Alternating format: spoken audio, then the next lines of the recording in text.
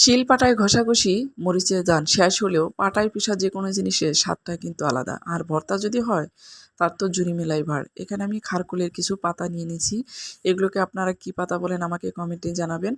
তো এই পাতাগুলো ভালোভাবে ধুয়ে ছোটো ছোটো করে কেটে এগুলো লবণ দিয়ে আমি একটু সিদ্ধ করে ভালোভাবে ভেজে নিচ্ছি। আর এখানে আমি কোনো তেল ব্যবহার করছি না। তো ভেজে তুলে নিয়ে এখানে আমি কিছু শুকনো মরিচ ভালোভাবে ভেজে নিচ্ছি। আর রসুনগুলো ভালোভাবে একেবারে খুবই নরম করে ভেজে নিচ্ছি। রসুন কোয়া, কালো জিরে সবগুলো উপকরণ নিয়ে মোট কথা ভালোভাবে কাঠখোলাতে ভেজে নিয়েছি। এখানে আমি কোনো তেল ব্যবহার করিনি। আর এখন ভেজে নেওয়া শেষ। এগুলো আমি এখন পাটায় ভালোভাবে পিষে নেব।